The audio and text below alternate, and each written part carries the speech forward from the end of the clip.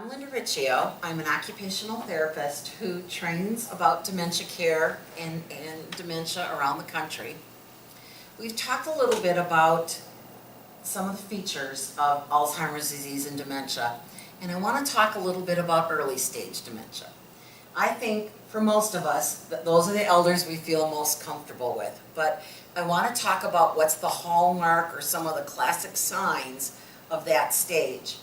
We'll give a little video snapshot of an elder so you can kind of put a face to some of the things I'm talking about.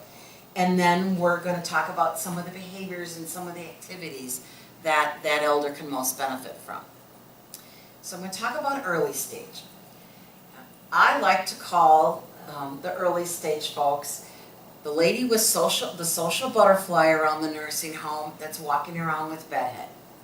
These ladies love to talk to everybody. They're very social at the dining room. When they go to the dining room table, they stop and talk to all their friends at the 3 tables on the way to their table. They go to current events and bingo and the Walmart trips. They are the social butterflies of the nursing home, but they're walking around with bedhead. I want you to start paying attention to your elders that have bedhead.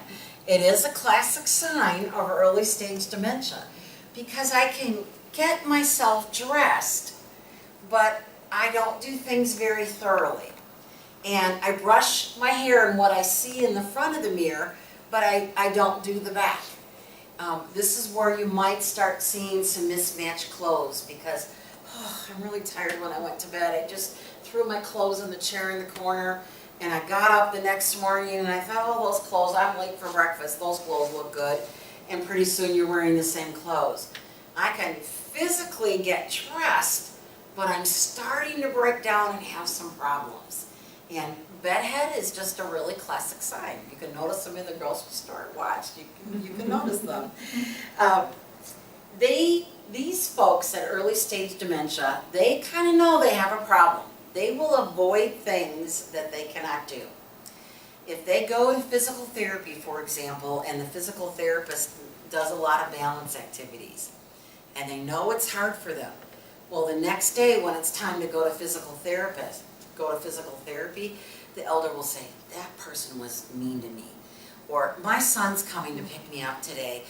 I can't go because my son's coming. And the nurse will say, no, your son's at work today. He's not coming. I talked to my son. I'm sure he's coming. They'll make up excuses for not doing something that they don't feel comfortable with. They want to stay in that zone where I'm not going to really point out that I have a cognitive problem and I'm not doing well. So they will avoid things that they cannot do, even if they fabricate a story. This is the stage where they say, I lost my purse, or I lost my shoes, when really the shoes are under the bed, those kinds of things. I love to call this stage, they can talk the talk, but they can't walk the walk.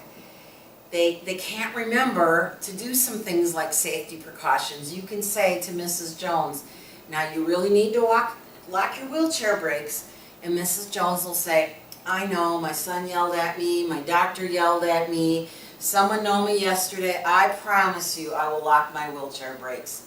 This person can talk the talk, but they cannot walk the walk. They will not remember to lock their wheelchair brakes. And you can go back and document counsel patient on locking wheelchair brakes on your fall report or your therapy notes, and you can feel really good, but they're early stage dementia. They can talk the talk. They can't follow through to walk the walk, if that makes sense. Social butterflies, but they will avoid what they cannot do, and they're starting to break down in tasks, like they'll brush the front of their teeth, but not their whole mouth. So then, or I can get myself dressed, but I don't remember to put deodorant on, so I might have oral care or, odor issues, those kinds of things.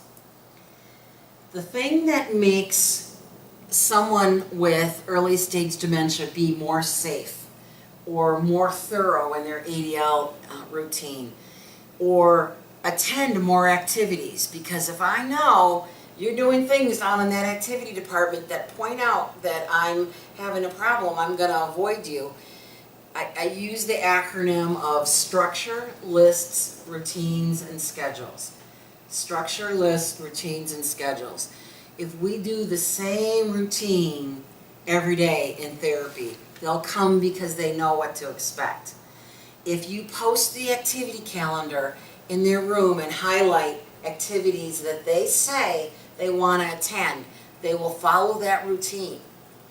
If you want them to remember to use their rolling walker, and they don't. And one day the nurse's aide puts it at the head of the bed, and the next day it's by the closet, and the next day it's by the foot of the bed, and then the next day it's by the bathroom. This person needs routine. When I get up at the side of the bed in the morning, my walker's right there, I get in the habit of using it. It's structure, lists, routines, and schedules. Somebody at the beginning of early stage, the very, very beginning, can tell you person, place, and date. But by the end of early stage, they can only tell you the person, place, and the routine. They'll know the nursing home routine, but they won't be able to tell you the date, if that makes sense. So we're going to show you a little snapshot of an elder at this stage, so you can kind of put a face or with a name, so you can kind of get a picture of what somebody with early stage dementia looks like. And squeeze the bottom in the stomach for 1, 2, 3, 4, 5, 6, 7, 8, 9, 10, and rest. We'll just do 2 more of those, okay? All right. We'll just do 2 more of those. And squeeze your bottom, squeeze your stomach for 1, 2, 3, 4, 5, 6, 7, 8, 9, 10, and rest. And squeeze your bottom and squeeze your stomach for 1, 2, 3, 4, 5, 6, 7, 8, 9, 10, and rest. Okay, now the next one we're going to do, I'm going to put this band around your legs, okay? So I'm going to scoop that around you. Spread your legs, hold your stomach tight. Hold your stomach tight for me, Dorothy. What? Can you tighten your stomach up for me? Just turn Okay, to it. 1, 2. Spread your legs and tighten your stomach for 1, 2, 3, 4, 5, 6, 7, 8, 9, 10, and rest. All right. Can we go back now? Well, we've got just a couple more exercises the doctor was wanting us to do. The next one we're going to do standing, okay?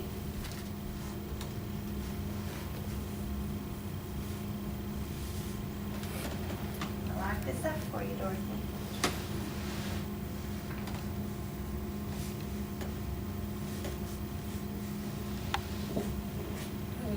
That's all right. Why don't you put your hand up here for me, Dorothy? Can you put this one up All here? right, I have to help myself up. Yep. It'll be a little bit easier if you push from here instead of here. Just give it a try and see how it goes for Really, you. I can't do anything with both hands up there. Okay, can we just give it a try? I tried, I can't. I Okay. can't stand up. I'm gonna give you a little boost from the back, okay? Go ahead and push with both arms. Ready? 1, 2, 3. Up you come. There, perfect. No. Can we go back now? Well, we're just gonna do a couple more exercises. I'm too tired. Well, we wanna make sure we let the doctor know we got them done, right? What? We wanna let the doctor know you got them done. I don't care what the doctor thinks. Yeah. No. I'm tired, I want to go back. Okay, can we maybe just finish them up in your room? Would that be all right? I'm gonna grab my stuff here, Dorothy.